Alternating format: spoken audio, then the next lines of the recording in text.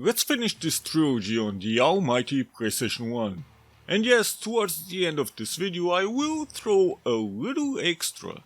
So, I was pleasantly surprised with the first two TOCA games, and thus I was looking forward to the third and final one. Final one on a PlayStation 1.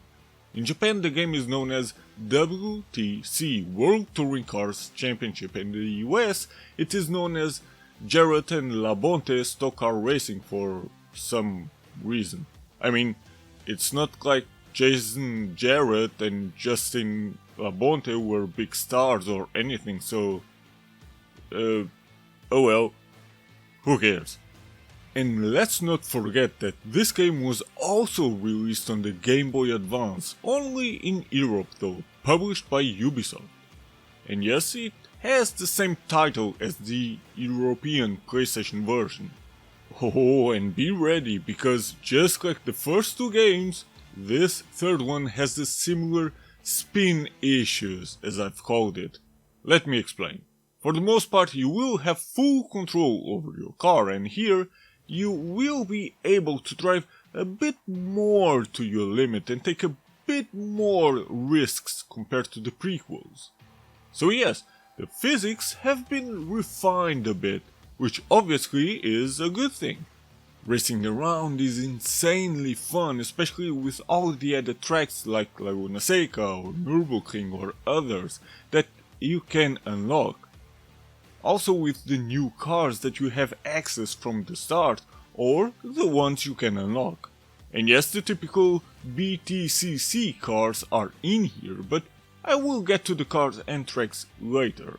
So the physics are damn good, and once again, since they were refined a bit more compared to TOCA 2, you can be a bit riskier. But the same issue will continue over here, meaning there still is that very fine line between being in control and suddenly losing control, which can be infuriating at times, even more so in this installment because of the cars and tracks themselves. Well, even the AI. One step at a time though. The AI is actually a bit better here, mainly because the opponents make mistakes on their own during the racing in a realistic manner. Well, maybe not as many mistakes as you will make, because, you know, it will be very easy to spin around, but you will see the AI fight against each other, outbreaking themselves and do similar stuff. Meaning, even if you have a hard time catching up to the top racers, then you can hope and count on some mistakes they might make at some point. Of course, the usual carnage will be standard, meaning the AI will fight often against you and each other. They literally don't care about hitting anything or even ignore your existence as long as they get the better position. So yeah, that is almost like Destruction Derby, which is actually a good thing in a way, but ultimately it might seem a bit over the top after a while. One problem though is the difficulty. Not really because the AI can be challenging on the hardest difficulty or during the championship. After all, it's a good thing that the AI is challenging, but it's more rather because, for the most part, if you don't jump to first in the first few corners on almost every event, then you will have to fight hard to even be able to keep up.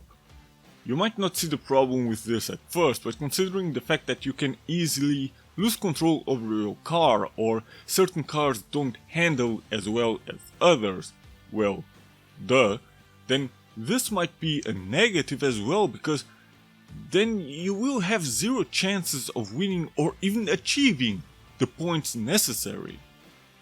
Now the tracks. Suzuka, Laguna Seca, Hockenheim, Bathurst, and more will be here.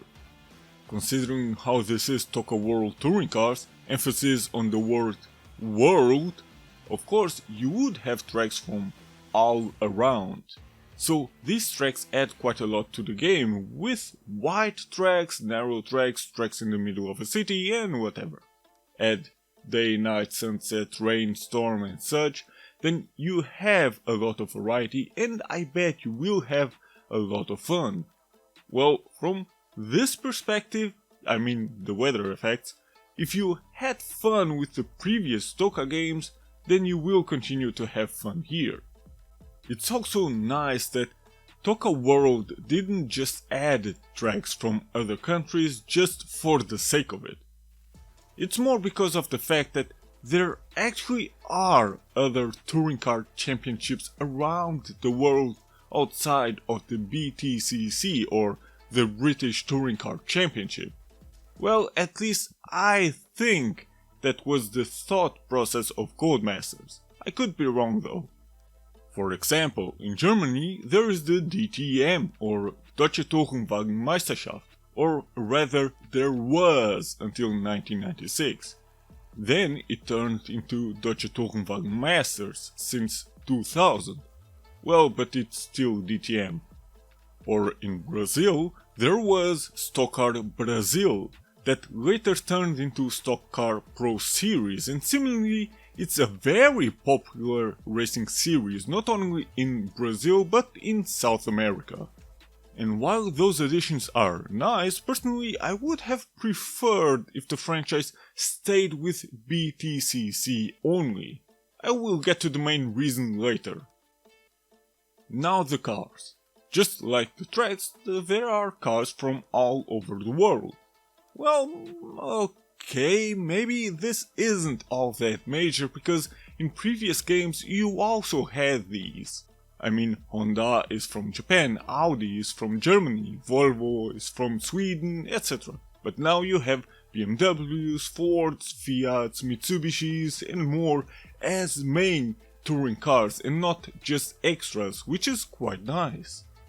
They sound and control slightly different from one another, meaning Codemasters really takes their driving games seriously. Some of these cars are locked though. You can unlock these by getting points during the championship mode, but I will get to that later. However, I really don't understand why Codemasters did this. See this? This is the same car, just in a different livery. Even within the same country where there should be different cars in every single block.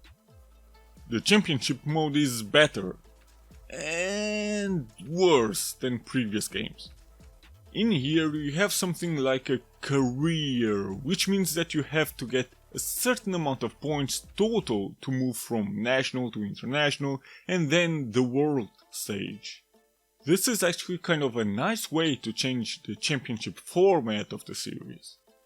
Don't worry, even if you don't have enough points to enter the international stage after just driving one national stage, you can still drive in all other national stages to get all the points you can get to unlock these extra cars and progress. Before you enter any kind of stage though, sometimes you will have to beat a certain time to be able to drive for that team.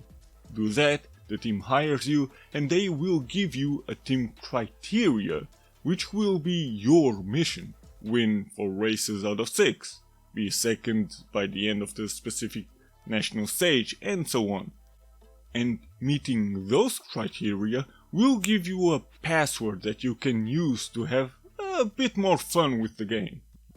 If you hated the fact that previous TOCA games required a certain amount of points for you to be able to move on to the next race, otherwise you had to restart the whole thing, then you will be very happy with TOCA World.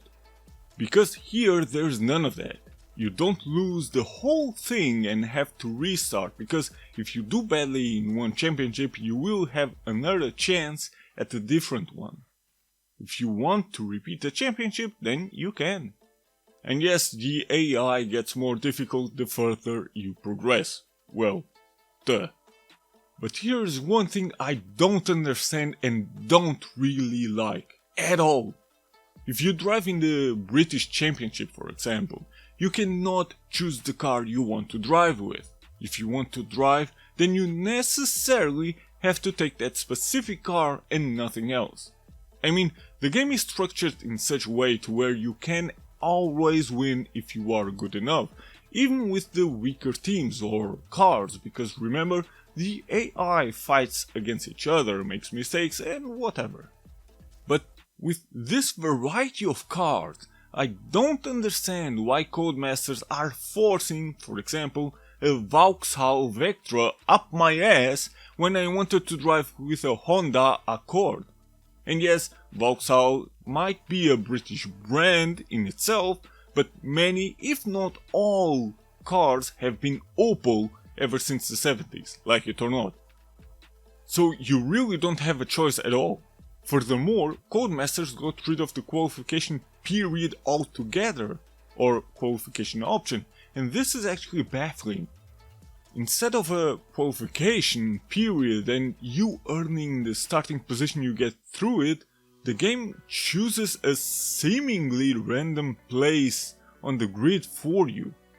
Another thing that I found to be really disappointing is the lack of penalties. Because remember this from TOCA 1 and TOCA 2. It's gone in TOCA World, and sadly, that makes the game more basic. I mean, why the fuck did Codemasters do this? During the national stage you always have to drive 6 races, mostly in 3 tracks. However, you can only save the game after every second race and after a championship is complete. Do not forget to save. Also, during the national stage you will drive around for 2 or 3 laps per track, with the exception of one where you have to drive more laps and you are forced to pit stop at some point to change your tires. Well, at least that's something good they kept from the previous games. Visually, the game looks really nice and it's definitely an upgrade in every way. Especially the car interiors look really nice and quite detailed. But, well, okay, let's go to the little extra I said I would throw in. But hey, look, while I have a few gripes with TOCA World, more so than TOCA 2, I still think that it is an amazing game that belongs in everyone's collection, especially if you love racing games as much as I do. Now to the extra. Since I am now done with the TOCA franchise released for the original PlayStation, well, not counting possible regional differences for each game or even the Game Boy releases, now I will just tell you which one I prefer. After having played all 3 games for a lot of hours and after having a lot of fun overall, I have to say that all 3 games are easily on the top tier level of racing games. All 3 deserve to be included in the Racing Goats Hall of Fame for the almighty PlayStation. There are certain things I prefer in one game over the other, like the presentation of the cars in front of their respective garages in the first TOCA game, the added driver profiles, tips on how to take corners, and that you have to unlock the difficulties in TOCA 2, or the championship career format in TOCA World. Heck, or even the damage model in all 3 games, that's awesome. Honestly speaking though, I think that TOCA 2 is the better game out of the 3. Sure, it doesn't have as much car and track variety as TOCA World, but TOCA 2 has a bit more heart and seems a bit more focused. Yeah, also because it's BTCC only, and has systems in place to add a more realistic feel to the game. In TOCA 2 the cars feel heavier and thus they feel a bit more glued to the ground, while in TOCA World they feel a bit too light for their own good. Mastering the driving physics feels more rewarding in TOCA 2. Optional qualification period, penalty system that even the original TOCA had, among other things. Still, I would play any of these 3 at any point in time, and so should you. And want to know another thing? While I think both Gran Turismo games, especially Gran Turismo 2, as a whole are the better games, in certain aspects any of these three TOCA games do a better job, a much better job even.